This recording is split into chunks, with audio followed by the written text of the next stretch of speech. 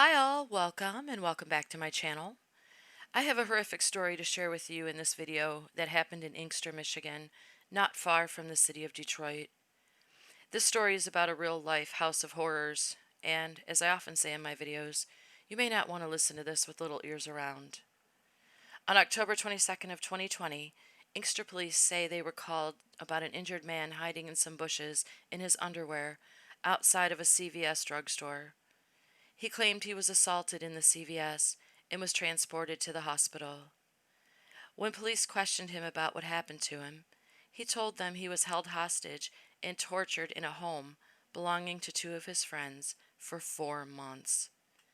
The victim, who has remained unnamed, claimed he knew his friends, 38-year-old Vera Miller and 30-year-old Corey Hill, for at least 6 years, and he had never had any problems with them. So, when he needed a place to live, they offered him their couch for $400 a month.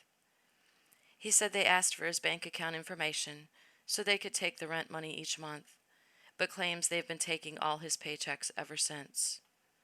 He told police the couple tortured him while he stayed in their home by putting a shock collar on him and shocking him repeatedly.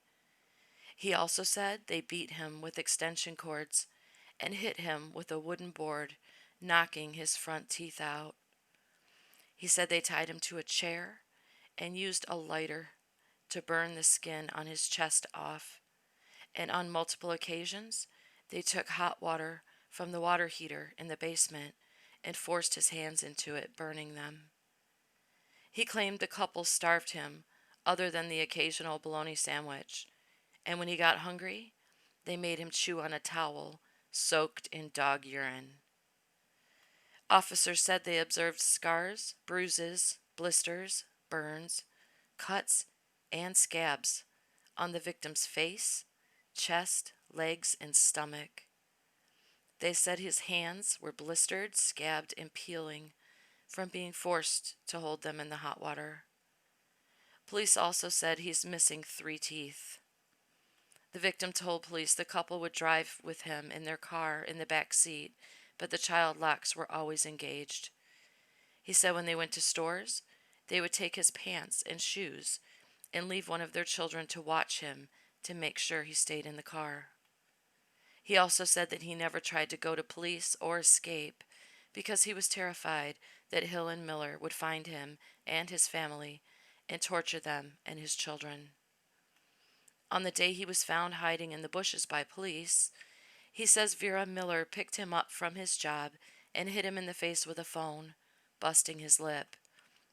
She drove him to Corey Hill's workplace, Beaumont in Taylor, which is a hospital, which is absolutely terrifying, where he claims Hill punched him in the face in the parking lot and broke his jaw. He said that on their way home, they stopped at a store, at which point he became so afraid of what they were going to do to him that night, he climbed into the front seat and got out of the car. He said the woman's daughter, who was watching him in the car, tried to stop him from escaping, but that he got away from her and ran. According to WXYZ News, the couple was arraigned on October 27th and charged with 5 counts of torture, unlawful imprisonment, and assault with intent to do great bodily harm. Police claim the victim was completely tormented. Both suspects are being held on a $250,000 cash bond. Now, as if this story isn't already bad enough, the couple's court-appointed attorney claims they have 3 children, one as young as 2 years old. And Vera does hair for a living out of her home. So, if the victim's allegations of torture are true, the suspects were doing it in the home where their children live and right under the noses of Vera's clients. Fox 2 News caught a woman walking up to the home where the crimes occurred and spoke with her. She claimed to be Vera Miller's daughter. She told the news that she lived on and off at the home and she never knew about anything. She also said that no friend of her mother's ever lived in the home with them. She claims her mother is innocent and her home is a safe place to be, so she has no idea what's going on. She really doesn't. Interesting, huh? I wonder if she was one of the daughters who helped make sure their victim stayed in the car and didn't escape. And God help their 2-year-old if he or she witnessed any of it. So, Corey worked at a hospital and had access to patients. Lovely. I haven't seen any news interviews with neighbors to see if they knew anything, but I don't need 'em. I can already tell you what they'd say.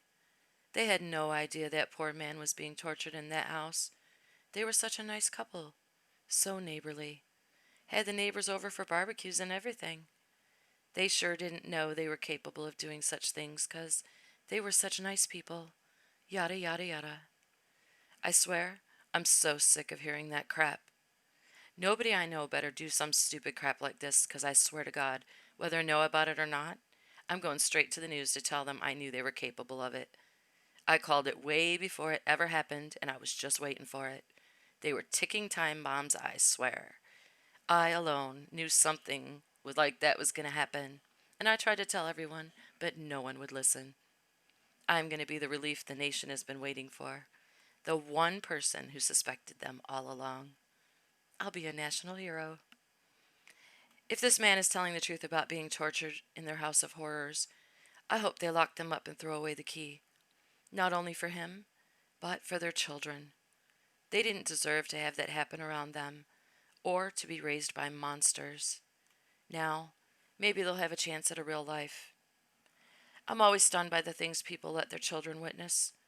Not saying they did in that house because I don't know, but I don't know how the kids wouldn't see or hear anything unless he was locked in a room in the basement or something.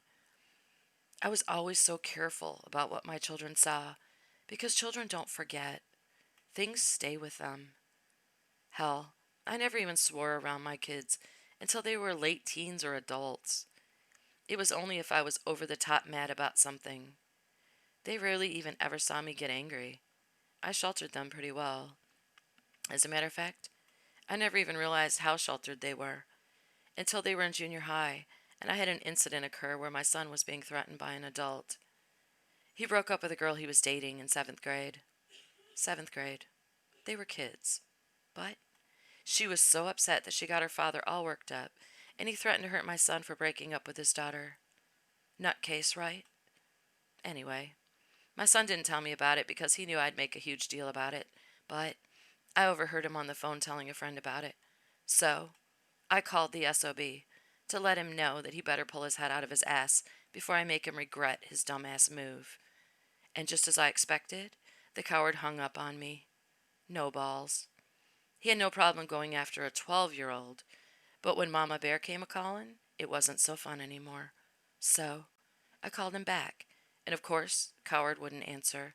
So, I left him a series of very loud, very detailed messages of the exact steps I was going to take to have him arrested at his workplace and dragged off to jail, where I would be waiting with bells on to hear his very pathetic explanation about why he thought it was okay to threaten a child, but ran like a little bitch from his mommy when she confronted him about it. I was so angry that I wasn't aware that all my kids heard me lose it, and they were behind me looking terrified. When I realized they heard the whole thing, I explained to them that it was necessary, but they were pretty shook, and they didn't piss me off for a long time after that. But anyway, back to my point. It amazes me what people do in front of their children without considering the psychological damage they could be causing. It's like there's a complete disconnect. One more short story, then I'll go. Over the summer, my sister, her neighbor, and I helped distribute food from Forgotten Harvest to homes of people who were unable to get to their distribution sites. They had tons of food, but no real way to get it to families who needed it during the pandemic because they didn't have transportation to pick it up.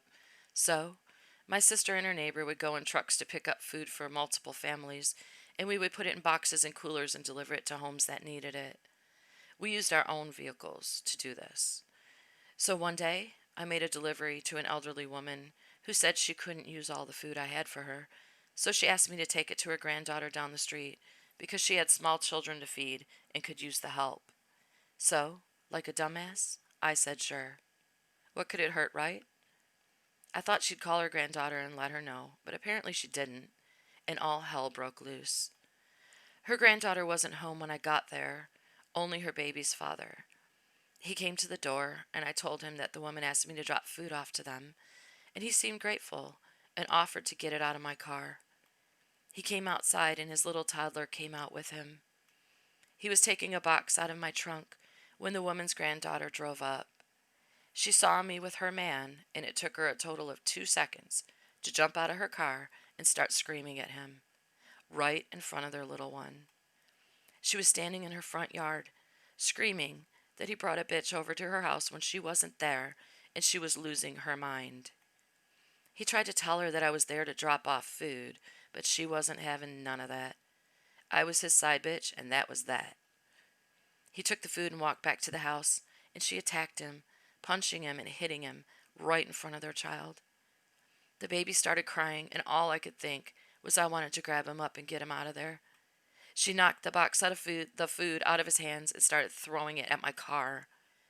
I tried to yell at her and tell her that her grandmother sent me there, but she didn't want to hear it. She called me all kinds of names and accused me of sleeping with her man and blah, blah, blah. The baby was hysterically crying at this point, obviously terrified, and she didn't even care. It was killing me. So I told her I was leaving. She started walking toward me like she wanted to fight, and all I could think of was that I was going to have to lay this chick out right in front of her baby.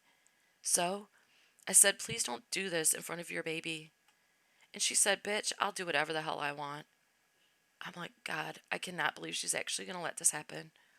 So I backed up, and I told her I didn't want to hurt her in front of her baby. And for 1 second, it made her stop and think. So I told her, I said, "Call your grandma and ask her, and she'll tell you that she sent me there." She told me where to go and to get the hell away from her house and blah, blah. So I did. I was so glad she didn't swing on me in front of her child. I would have felt so bad if I had to defend myself in front of that baby. That was all I could think about. Then I went home and cried myself to sleep, thinking about how scared that baby was for nothing. Nothing. I felt like shit. I was trying to do a good thing, and I ended up hurting a child. I still want to cry just thinking about his little face crying. The next day, I took the food to my sister and told her I didn't want to make deliveries anymore. I couldn't go through something like that again. It wasn't worth it to me. But I couldn't believe she didn't even care about what her baby was witnessing until I said something to her. It was disgusting. People are disgusting. Okay, I'm done now. You can go. Thank you for listening. I really appreciate it. I know you didn't sign up to be my therapist when you clicked on my channel today, but you're a good one. You didn't ask me any questions about my childhood or try to somehow relate my anger to an Oedipus complex. So, I appreciate that. Now, if you can explain to me why people are absolutely insane, you're hired. Just so y'all know, if none of you step up to explain it to me, I will continue to share stories of people's insanity on my channel until one of you gives. Just so you know. So, you brought it on yourselves. Consider yourselves warned.